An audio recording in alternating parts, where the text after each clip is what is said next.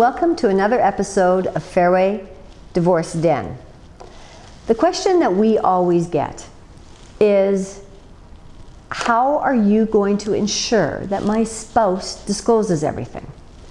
Well, I got some news for you. There is no way, there is no 100% guarantee, period, to ensure your spouses disclose. Now, there is a belief system and a little bit of a fallacy that, and to some degree some reality, I will say, that going through a disclosure process where you have affidavits and you are in discoveries and you have lawyers asking you questions around your disclosure, that you perhaps might unveil some things that you didn't know.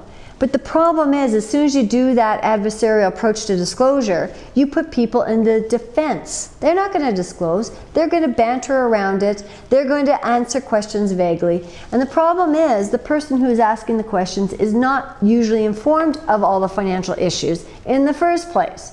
So, the best way to get to disclosure and to ensure we have disclosure is have people voluntarily give it.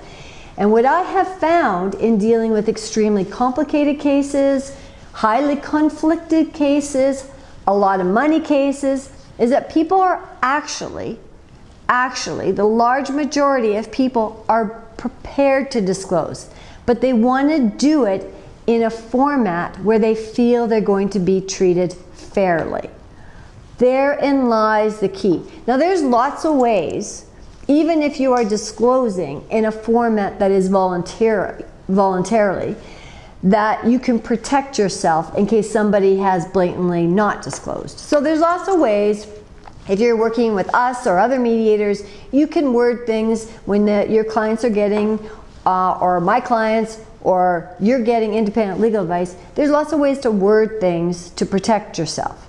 But what I'm going to tell you is, do not buy into the fallacy or the untruth that you need to go through lengthy discoveries to get disclosure. One of the biggest things in the traditional system that is the most difficult is disclosure. Disclosure can take years because people don't want to be forced to do things that they think are going to be used against them. Duh. However, when you put them in a position where they actually feel that it's going to help them move on with their life, it's going to help them come up with a solution that is going to be in everybody's best interest, and it's going to fall within what the law says is okay, and certainly will involve some legal advice, then guess what? People disclose. So get off the bandwagon. You need a lawyer to get disclosure, because you know what?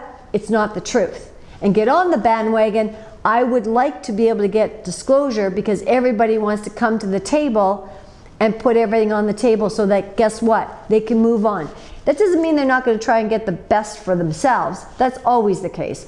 And that's not going to change because people are getting divorced and they get positional just by the nature of it's me, myself, and I. And that's okay.